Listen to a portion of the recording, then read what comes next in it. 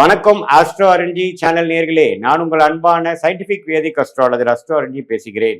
நல்லது நினைப்போம், நல்லதே நடக்கும். இந்த வீடியோவில் நம்ம என்ன பார்க்க போறோம்னா, கடகராசிக்காரர்களுக்கு ஜனவரி 2026 எத்தகைய ஒரு அமைப்பு கொடுக்கிறார், எது மாதிரி ஒரு பலாபலன்கள் நிறைந்த ஒரு மாதமாக ஜனவரி 2026 கடகராசிக்காரர்களுக்கு இருக்க போகிறதுங்கிறது சயின்டிபிக் வேதிக் அஸ்ட்ராலஜி முறையில் எந்த விதத்திலும் மிகைப்படுத்தாமல் உள்ளது உள்ளவாறு பார்க்கிறோம். இந்த பரிகாரங்கள் அது மாதிரி விஷயத்துக்குள்ள போகாமல் ஒரு கிரகம் ஒரு இடத்துல இருக்கும் பொழுது எது மாதிரி கர்மா வந்து இந்த ராசிக்கு பொதுவான பலனாக ஜனவரி மாதம் 2026 கொடுக்க போகிறார், எப்படி வந்து அந்த வாழ்க்கை சம்பவங்கள் சாதகமான சம்பவங்களாகவும் சாதகமற்றமான சம்பவங்களாகவும் ஒரு கிரகமும் ஒரு பாவத்தில் இருக்கிறப்போ எப்படி வந்து பாதிப்போ அல்லது சாதகமான ஒரு ஊண்டுதலோ எப்படி கொடுக்கிறார்கள், அதனால வாழ்க்கை பயணம் எப்படி நமக்கு போகுது அப்படிங்கிறத நம்ம வந்து துல்லியமா பார்க்க போறோம். இப்ப பாருங்க, கடகராசிக்கு 9ஆம் இடத்துல சனி நீடித்திருக்கிறார், 12ஆம் இடத்துல குருவும், 8இல் ராகும், 2ஆம் இடத்தில் கேதும் இருக்கிறார். இது எந்த விதத்திலையும் மாதம் முழுவதும் மாற்றமில்லை. மாத கிரகமாகிய செவ்வாய், சூரியன், புதன், சுக்கிரன் இந்த 4 கிரகமும் குருவின் பார்வையில் 6ஆம் இடத்துல இருக்கிறாங்க. தை மாசம் வர வரைக்கும், அதாவது ஜனவரி 14-15 வரைக்கும் இப்படி ஒரு அமைப்பு. அதுக்கப்புறம் ஜனவரி 15க்கு அப்புறம் தை மாதம் பிறந்ததுக்கு அப்புறம் ஜனவரி 31 வரைக்கும் பார்த்தீங்கன்னா மகரத்துக்கு, அதாவது 7ஆம் இடத்துக்கு வந்து சூரியன், புதன், சுக்கிரன், செவ்வாய் வந்து வருகிறது ஒரு அமைப்பு.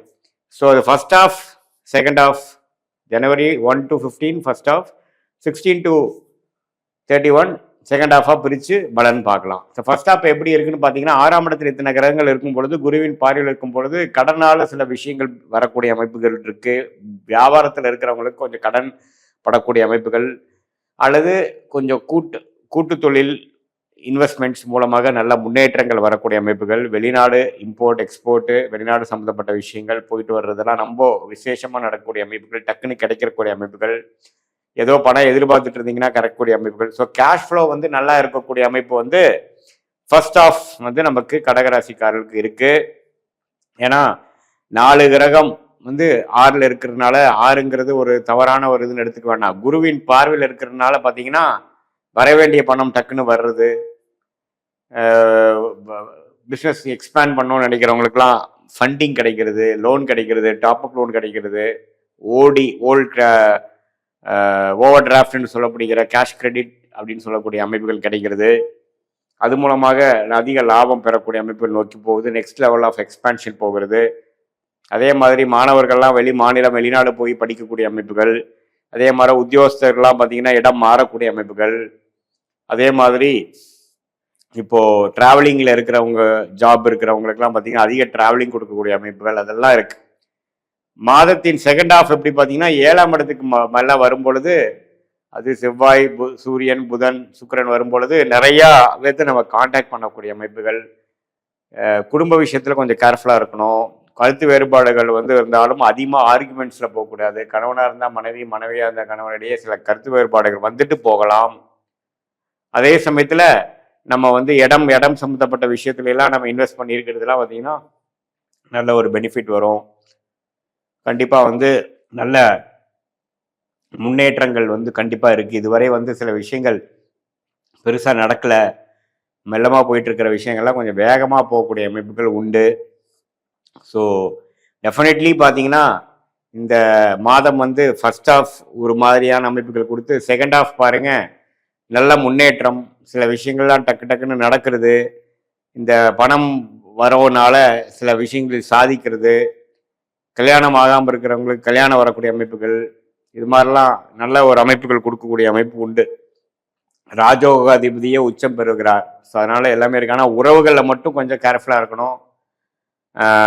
திருவேத்துக்கெலாம் பார்த்தீங்கன்னா காதல் திருமணம் வரக்கூடிய அமைப்புகள் உண்டு.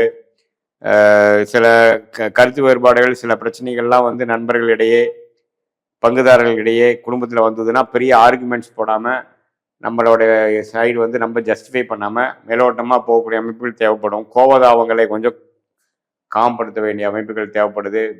வேகத்தை காட்டிலும் வீரத்தை காட்டிலும் விவேகமாக செயல்படணும் அப்படிங்கிறதான் நம்மளுடைய அமைப்பு.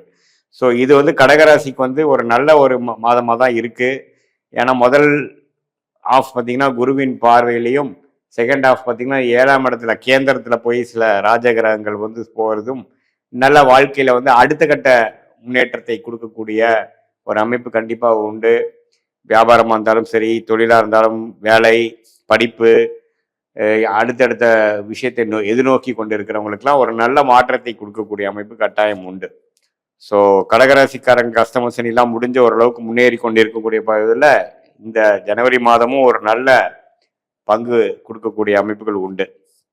ஸோ இது வந்து ஒரு பொதுவான ஒரு அமைப்பை ஒழிய நீங்கள் பிறக்கக்கூடிய தேதி, நேரம், உரை வைத்து உங்கள் ஜாதகம் போட்டு திருக்கணித பஞ்சாங்கம் பிரகாரம் போட்டு உங்களுடைய தசாபுக்திகள் எப்படி, நீங்கள் எந்த லக்னத்தில் பிறந்தீங்க, அந்த தசநாதன் புக்திநாதன் இப்போ கோச்சாரத்தில் நம்ம பேசுனது எப்படி இருக்குது, எது மாதிரி நட்சத்திரத்திலிருந்து தசை நடக்குதுங்கிறதெல்லாம் ஒருங்கிணைத்து பார்த்து ஒரு கிரகமும் 27 நட்சத்திரத்தில் 9 கிரகம் 12 கட்டத்தில் எப்படி இருக்கிறது பார்த்து இந்த கோச்சார பலனையும் சேர்த்து வச்சு நம்ம பார்க்கும் பொழுது அடுத்த வரக்கூடிய காலகட்டம் ஷார்ட் டேர்ம் எப்படி இருக்கு, அடுத்தக்கூடிய காலகட்டம் லாங் டேர்ம் எப்படி இருக்கு, எது மாதிரி விஷயங்கள் காத்து இருக்கிறது, எந்த மாதிரி பிராப்தங்கள் நமக்காக காத்து இருக்கிறது, எது மாதிரி விஷயங்கள் நோக்கி நம்ம போகலாம், எது நமக்கு சம்மந்தம் இல்லை, எது நமக்கு வர பிராப்தம் இல்லாமல் இருக்கு, நம்மளுடைய லக்கியான துறை என்ன, எது மாதிரி துறையில வந்து நம்ம ஜெயிக்க முடியும், வேலையா தொழிலா, எந்த நேரத்தில் திருமணம் நடக்கக்கூடிய அமைப்புகள் இருக்கு, திருமணம் எப்போ பார்க்க ஆரம்பிக்கலாம், நமக்கு லேட் மேரேஜா ஏர்லி மேரேஜா, எத்தகைய திருமணம் நடக்குது, இது மாதிரி எல்லா விஷயமும் நம்ம வந்து சயின்டிஃபிக் வேதிக் அஸ்ட்ராலஜி முறையில் இந்திய வேத ஜோதிட அடிப்படையிலான விஷயத்துல துல்லியமாக நம்ம பார்த்து அதுக்கு வேணுங்கிற பலனை எடுத்து அது பிரகாரம் நீங்கள் திட்டத்தை தீட்டி தேவையற்ற சமய விரயங்கள், தேவையற்ற பொருள் விரயங்கள் எல்லாம் தவிர்த்து நம்மளுடைய பிராப்தம் என்னங்கிறது தெரிந்து அதுக்கு தகுந்த மாதிரி திட்டங்களை தீட்டி அது எந்தெந்த நேரத்தில் அது நடக்கும். ஏன்னா எல்லா விஷயங்களும் பார்த்தீங்கன்னா என்னதான் நம்மளுடைய யோகமான ஒரு விஷயமா இருந்தாலும் தொழிலாக இருந்தாலும் அது உடனே நம்ம பண்ண முடியாது, அதுக்கு நேரங்காலம் வரணும். ஸோ எந்த நேரத்தில் எதில் அதிக முதலீடு செய்யலாம், எந்த நேரத்தில் காத்திருக்கலாம், எந்த நேரத்தில் வேகமாக செயல்படணும் அப்படிங்கிறதெல்லாம் வந்து ஒருங்கிணைத்து பார்த்து நம்ம வந்து செயல்படுவோமானால் வாழ்க்கையில் கண்டிப்பாக வெற்றி பெற முடியும். தேவையற்ற விரயங்களை எல்லாம் தவிர்க்க முடியும். உங்களுடைய கர்மா என்ன சொல்கிறது, நீங்கள் வந்து இது மாதிரி துறையில் போகக்கூடியவர்களா, அல்லது வந்து உங்களுடைய படிப்பு வந்து படித்த படிப்புக்கு தகுந்த மாதிரி வேலைக்கு போறீங்களா, அல்லது படிப்புக்கும் வேலைக்கு சம்மதம் இருக்காதா, அல்லது எந்த நேரத்தில் வந்து கடன் அடையும், எந்த நேரத்தில் வந்து நமக்கு வந்து வேணுங்கிற உடல் உபாதைகள்லாம் கொஞ்சம் குறைஞ்சி நம்மளுடைய ட்ரீட்மெண்ட் வந்து வேலை செஞ்சு நம்ம உடல் உபாதைகள் வந்து வெளியே வருவோம், எந்த நேரத்தில் நம்ம ஆப்ரேஷன் பண்ணுறதெல்லாம் தவறு, எந்த நேரத்தில் பண்ணோம் அப்படிங்கிற மாதிரி நம்ம டைம்லைன்ஸ் தெரிந்து அதுக்கு தகுந்த மாதிரி தக்க முடிவுகளை எடுத்து வாழ்க்கையில் நம்ம செயல்படுத்துமையானால் வாழ்க்கையில் எதிர்நீச்சல் வென்றி எளிதில் வெற்றி பெற முடியும் என்று சொல்ல விரும்புகிறேன். மீண்டும் மற்றொரு காணொலியில் சந்திப்போம். நன்றி, வணக்கம்.